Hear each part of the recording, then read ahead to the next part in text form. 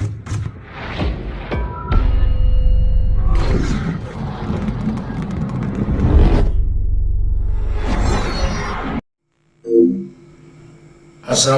warahmatullahi wabarakatuh, sahabat KR. Jumpa lagi di channel yang informatif ini. Video reaction kita kali ini dari dunia pendidikan, yang mana videonya tentang pembahasan di DPR, yang mana Bapak Menteri kita Nadiem Makarim, yang merupakan Menteri Pendidikan, diceramahi oleh Ibu anggota DPR RI, dan ini sepertinya menyangkut persoalan pembahasan tentang anggaran pendidikan. Seperti apa, langsung saja kita saksikan videonya berikut ini. Saya yakin dan percaya sampai ini anggaran turun, karena Tuhan itu lihat air mata orang miskin. Baik, terima kasih pimpinan dan Pak Menteri dan jajaran yang saya hormati. Pertama-tama kita semua mengetahui bahwa ada kekurangan anggaran ya, 15 triliun, tetapi kalau menurut saya mari kita koreksi diri. Kenapa ini terjadi? Jujur sama diri kita sendiri. Anggaran yang sudah diberikan begitu banyak tahun 2024, apakah sudah digunakan dengan baik atau tidak? Jangan kalau dikurangin kita sedih, tapi waktu dikasih banyak kita tidak menggunakannya dengan baik. Kenapa saya mengatakan tidak melakukannya dengan baik? Karena sampai hari ini Pak Menteri, berulang kali saya katakan bahwa masih banyak persoalan terhadap realisasi anggaran dan penyerapan anggaran APBN itu ke daerah. Baik transfer daerah, itu banyak persoalan. Mau masalah guru, sampai sekarang guru P3K yang sudah lolos P3K sampai sekarang belum dikasih SK. Provinsi NTT belum, mereka belum terima SK. Kedua, guru-guru daerah terpencil masih banyak yang belum terima juga tunjangannya.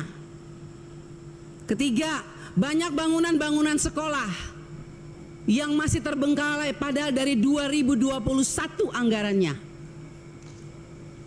Saya kasih contoh, di Kabupaten Kupang ada 17 sekolah bangunan yang dari 2001 sampai sekarang tidak terselesaikan. Mau lagi, kita lihat lagi dana-dana PIP.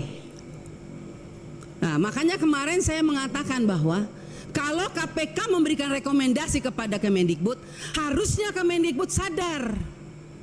Karena apa, kami ini Dewan, kami sudah bilang setiap rapat banyak persoalan, lakukan pengawasan, laporkan kepada kami, tapi kami tidak pernah didengar, ya kan? Akhirnya sekarang KPK memberikan rekomendasi, baru seakan-akan Kemendikbud kayak kebakaran jenggot. Bahkan kami anggota pemangku kepentingan mau diatur sama Kemendikbud untuk melakukan verifikasi oleh dinas. Loh, Anda sebagai kementerian mau nggak dilakukan verifikasi sama dinas? Jangan suruh dinas, jangan suruh apa yang kita usulkan harus dilakukan verifikasi oleh dinas. Kita ini lembaga tinggi negara, wakil rakyat. Kita yang menentukan anggaran di Indonesia ini. Bagaimana kepala dinas bisa memverifikasi data yang kita berikan?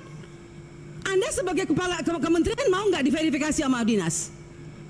Bapak Ibu ini kan orang-orang pintar setahunya saya di Kemendikbud. Orang-orang berpendidikan. Kok bisa salah mengambil kebijakan? Anda mengeluarkan Perseksjen yang dimana poin nomor 3 dikatakan bahwa data yang direkomendasikan masuk pada huruf B diverifikasi oleh Dinas Pendidikan. Loh, kita ini pemangku kepentingan usulkan itu dari Dapodik sekolah. Dapodik itu harusnya kan, makanya tadi Pak Andre bilang operator sekolah itu diperhatikan, karena semua itu dari operator sekolah.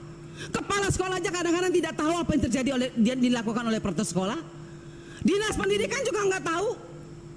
Nah, kementerian juga, jadi kalau mau lakukan verifikasi, harusnya kementerian melakukan verifikasi terhadap dinas, dinas lakukan verifikasi terhadap kepala sekolah, hasil verifikasi itu baru diberikan kepada kami. Itu jangan dibolak-balik. Bahkan saya minta Bapak Ibu pimpinan, kita ambilkan rekomendasi kepada KPK, periksa apa yang ada di Kemendikbud. Karena ini banyak persoalan, PIP, KIP, dana BOS, banyak hancur ini.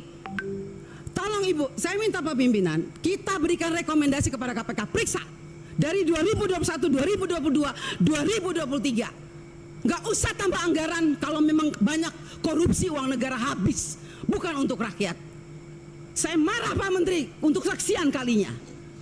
Karena memang ini kenyataannya di lapangan. Jangan dong kita dibikin seperti anak kecil. Kok apa yang diusulkan kita mesti diverifikasi oleh Dinas Pendidikan? Anda mau nggak sebagai menteri diverifikasi oleh Dikbud, oleh dinas? Jangan aneh-aneh lah. Kalian tuh dipilih oleh presiden, harusnya berikanlah yang terbaik untuk rakyat. Semoga pembicaraan saya ini dilihat oleh presiden yang baru. Semoga presiden yang baru memperhatikan kinerja kementerian sekarang ini, memperhatikan eselon-eselon 1 yang sudah ada ini. Tidak memberikan solusi kepada negara, hanya membuat persoalan di daerah. Yang tertinggal tetap tertinggal, yang guru menangis tetap menangis. Bicara platform digital, mana keadilan untuk daerah 3T? Enak daerah-daerah yang sudah ada internetnya diberikan terus, tapi kita yang daerah 3T yang tidak ada internetnya dibiarkan begitu saja. Mana keadilan sosial bagi seluruh rakyat Indonesia, Pak Menteri? Saya sangat kecewa. Kita sudah mau habis masa jabatan, Anda mungkin sebentar lagi habis, atau Anda lanjut saya tidak tahu. Tapi saya puji Tuhan, Tuhan dan rakyat masih memilih saya kembali. Dan sampai ini, apapun yang terjadi, kita yang terpilih kembali, kita akan tetap memperjuangkan keadilan dan kebenaran untuk kemajuan anak negeri kita. Bukan untuk kita anggota dewan, bukan. Jadi jangan aneh-aneh punya pikiran negatif terhadap wakil rakyat. Semua data-data yang kita pilih itu adanya di Dapodik sekolah. Perhatikan dong operator sekolah, perhatikan kepala sekolah, perhatikan dinas. Jangan hanya urus yang besar-besar triliunan, tapi begitu sampai di bawah tidak pernah diperhatikan. Omong kosong semua ini. Saya setuju KPK memberikan rekomendasi. Bila perlu kita berikan rekomendasi kepada KPK, periksa Kemendikbud. Biar kita lihat siapa yang bobrok, siapa yang mencintai negeri ini sebetulnya. Wakil rakyatkah atau mereka? Jangan begitu dong. Bikin persekjen memalukan, Bu Sekjen. Ya iyalah, Anda jangan senyum. Anda membuat persekjen, tidak pikir masa kita diverifikasi oleh dinas? Mending kalau kepala dinasnya bersih. Kalau kepala dinasnya justru yang mencuri uang PIP, bagaimana Ibu? Saya mau tanya sekarang, jawab. Apa Anda pikir semua kepala dinas bersih? Oh tidak. Mari kita buktikan. Mau kita turun, kita buktikan, kita tanya jangan sama kepala dinas, tanya sama penerima PIP. Itu baru bisa dapat jawabannya. Kalau Anda hanya turun hanya di dinas, semua jawabannya bagus. Tapi coba turun ke rakyat, turun ke penerima orang tua. Kalau nggak lihat itu orang tua punya air mata. Omong kosong, nama ada, SK ada, uang nol sampai hari ini. Baik. Jadi kalau kita mau bicara soal anggaran, Pak, jangan ditambah. Tuhan juga tidak ingin semua uang negara ini hilang. Saya yakin dan percaya sampai ini anggaran turun, karena Tuhan itu lihat air mata orang miskin. Jadi kalau anggaran turun jangan marah. Mungkin inilah kehendak Tuhan supaya kita koreksi diri, stop dan bertobat. Kalau mau lihat bangsa ini baik dan lebih maju. Terima kasih pimpinan. Baik, terima kasih.